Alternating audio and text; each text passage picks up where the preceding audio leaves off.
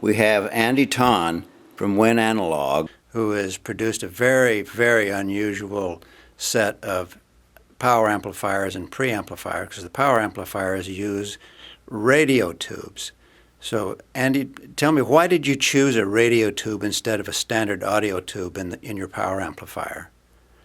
The radio tube is make a lot of big power, 100 watt per channel, single-ended transmission tube, 833. It's very smooth tube. The sound is very good. That's why I choose it.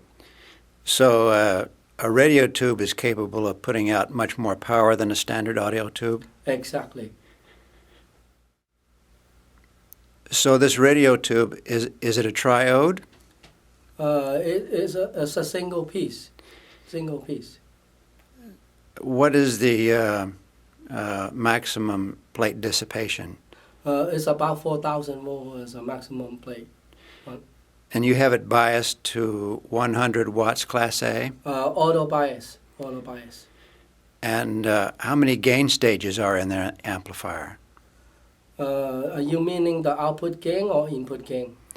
Just in total for the power amplifier, there's an input stage and an output stage and a driver stage? You have input stage on it, a low impedance, and driving the transmission tube output. And input tube is a small, is 12AU7, and KT66 is an interstage drive. And as far as the preamplifier, it's also single-ended? It's also single and 845 preamp. Now, as to the preamplifier, how many gain stages are there in it? Well, the preamplifier is a low impedance output for the preamp output. The gain is very low. It's a low impedance. So are there two gain stages, an input stage and an output stage? The outputs, they have a current, and then use a current driving for the power amp. So it's a low impedance. It have transformer output. I see. What is the frequency response of the preamplifier? The one they have 10 to 80K is the preamplifier. It's flat to 80K? Yeah, very, very flat. And the power amplifier, what's the frequency response? The power amp is about 20 hertz to 55K. 55K. Yeah. Now, what is the price of the preamplifier and the pair of power amplifiers? The preamp is a 45,000 retail. The power amp is a 75K.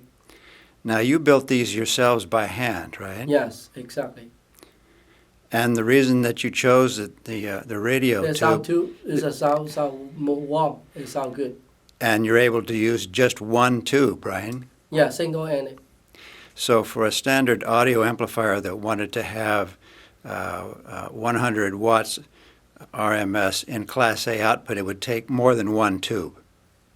It's a single tube. Is a 100 watts for RMA. It's a 100 watt pure Class A. For 1200 volts for the plate, we have 100 RPM output. But you couldn't do that with a standard audio tube, right? Standard is only like 500 or 400 volts. You want to do like 100, you need to have a push-pull and parallel. It's not really good for single-ended. Okay, well, thank you very much. You're welcome.